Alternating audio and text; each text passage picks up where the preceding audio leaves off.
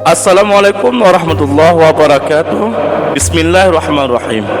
Kembali lagi di channel Pena Mahabbah. Pada kesempatan kali ini kita akan membahas masalah cara syaitan menghilangkan iman.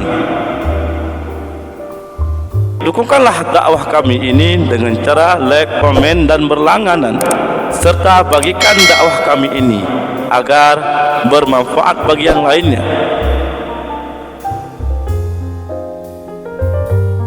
Dalam sebuah hadis diceritakan, sesungguhnya syaitan yang dilaknati Allah mendatangi dan duduk di atas kepala seseorang hamba yang sedang menghadapi sakratul maut. Dan berkatalah syaitan kepadanya, tinggalkanlah agama ini dan katakanlah Tuhan ada dua, agar engkau selamat dari kepayahan. Ketika itu ada kekhawatiran dan ketakutan yang sangat besar. Oleh karena itu, tetaplah dirimu agar selalu menangis dan tawadhu kepada Allah, dan bangun pada tengah malam dengan memperbanyak rukuk dan sujud agar selamat dari siksa Allah. Dukungkanlah dakwah kami ini dengan cara like, komen dan berlangganan, serta bagikanlah dakwah kami ini agar bermanfaat bagi yang lainnya. Semoga Allah membalaskan kebaikan anda. Imam Abu Hanifah pernah ditanya, apakah dosa yang paling dikhawatirkan dapat menghilangkan iman? Dia menjawab, meninggalkan syukur atas iman, meninggalkan takut mati, dan berbuat zalim terhadap sesama. Maka orang yang dalam hatinya ada tiga sifat tersebut, biasanya ia keluar dari dunia sebagai orang kafir, kecuali orang yang mendapatkan keberuntungan. Hal yang paling berat dirasakan mayat ada rasa haus dan terbakarnya hati. Pada waktu itu, syaitan mempunyai kesempatan untuk menghilangkan keimanan orang mukmin. Karena sangat haus pada waktu itu, syaitan datang padanya dengan membawa tempat air dari es dan mengerak-gerakkannya. Maka berkatalah orang mukmin, berilah aku air.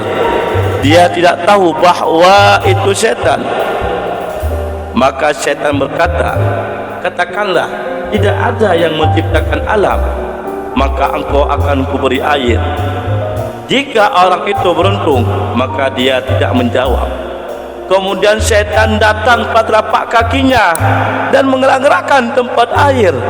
Orang mukmin itu berkata, katakanlah Rasulullah pembohong, maka engkau akan kuberi air. Jika orang itu celaka, dia menurutinya kerana tidak sabar dalam kehausan, dan dia akan keluar dari dunia sebagai orang kafir. Semoga Allah melindungi kita dari hal tersebut. Dan jika orang itu beruntung, maka dia menolak permintaan syaitan dan dia memikirkan akibatnya.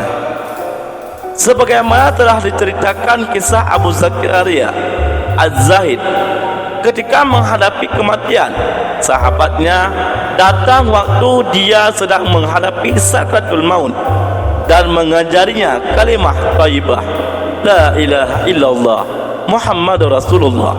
Tapi dia memalingkan wajahnya dan tidak mau mengucapkan. Maka diulanginya untuk yang kedua kalinya, tapi dia tetap memalingkannya wajahnya. Ulangi lagi ketiga kalinya, dan Abu Zakaria berkata, aku tidak akan mengucapkannya. Maka dia pun pingsan di depan teman-temannya. Setelah Abu Zakaria sadar dari pingsannya yang sesaat dan merasa ringan, dia membuka matanya seraya berkata pada mereka, apakah engkau mengatakan sesuatu kepadaku? Mereka berkata, iya, kami mengajarkanmu syahadat 3 kali, dan engkau berpaling 2 kali, dan engkau berkata pada saat yang ketiga, aku tidak akan mengucapkannya.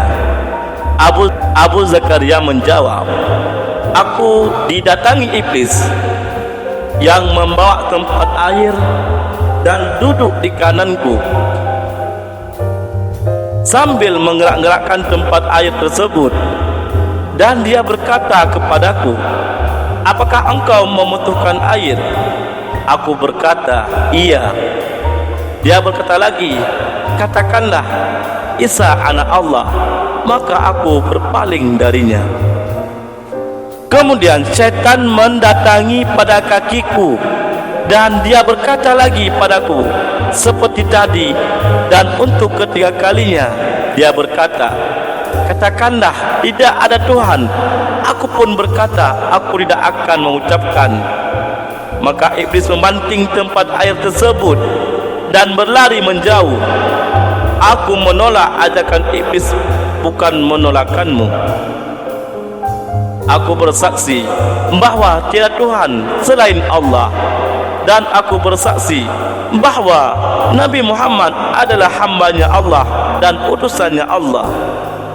Diriwayatkan dari Mansur bin Ammar, ia berkata, ketika telah dekat kematian seseorang, maka keadaannya dibagi menjadi 5. Yang pertama, harta untuk ahli warisnya, ruh untuk malaikat maut, daging untuk cacing tanah, tulang belulang untuk tanah, kebaikannya untuk para musuh dan syaitan yang akan menghilangkan keimanannya. Lalu Mansur bin Ammar berkata lagi, jika ahli waris pergi membawa harta, malaikat maut pergi membawa ruh, cacing tanah pergi membawa daging, dan musuh membawa kebaikan, itu boleh saja. Akan tetapi jangan sampai syaitan membawa iman, memisahkan dari agama Islam. Kerana pisahnya ruh dari jasadnya itu bukanlah pisah dengan Tuhan, dan tidak ada yang tahu setelah itu. Maka rugilah orang-orang yang kehilangan keimanannya. Marilah kita memanjatkan permohonan kepada Allah dengan cara salat pada waktu yang telah ditentukan. Semoga kita diselamatkan iman di saat sakratul maut. Dan marilah kita memperbanyak berdoa ketika akhir hayat, dan marilah kita memperbanyak doa di waktu tahiyat akhir dalam keadaan salat. Ya Allah, lindungilah aku dari azab kubur. Ya Allah, lindungilah aku daripada syaitan. Wallahu a'lam bissawab. Wassalamualaikum warahmatullahi wabarakatuh.